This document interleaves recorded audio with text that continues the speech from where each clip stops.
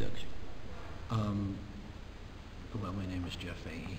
I'm here in Leon for the fourth time in the last 6 months, and that being the Western Sahara.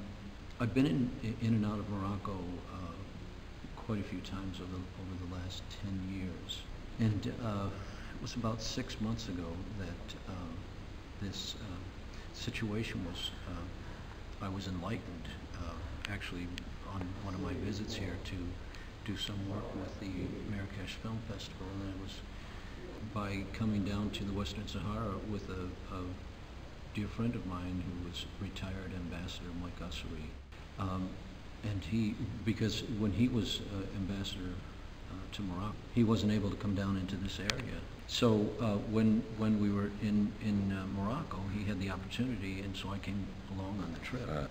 And it was through that first trip that I became aware of the refugee situation. And as Lavinia said, I don't get involved in the political side of issues, because having done an extensive deal of work in Afghanistan over the years, I've found that, and as Lavinia has been doing for years, the work on the refugees, in particular refugee rights, is not political at all. And so, as I came back this time, and Lavinia and Mohammed so graciously joined me on this trip, I've just become so much more aware of the situation of the refugees in the camps now. And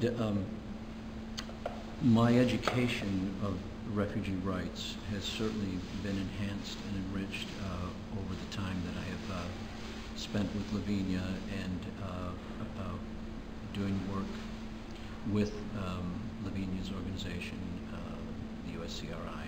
And I would like to say and actually repeat what Lavinia has said. In my words, the responsibility of the refugees in the camps, whether it's in Tindouf or any other camp anywhere in the world, the greatest responsibility is on the host country to live up to the agreements of the 1951 for refugee rights. And then the other part of the responsibility is with the rest of the world. And there are places in the world that will take the refugees to resettle. But I would think the ideal situation would be for those who would want to return to their homeland. And that would be for that homeland to then accept them. And this is what I have found.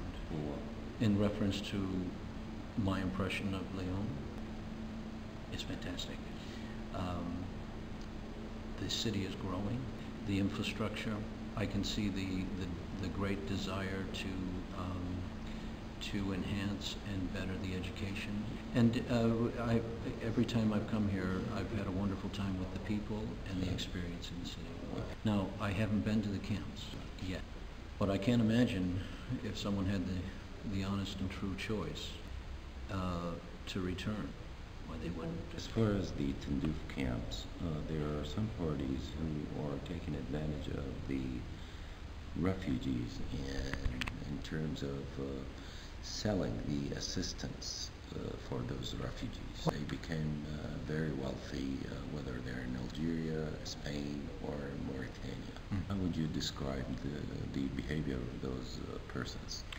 Well, if in fact that's happening, it's a tragedy. I assure you it happens.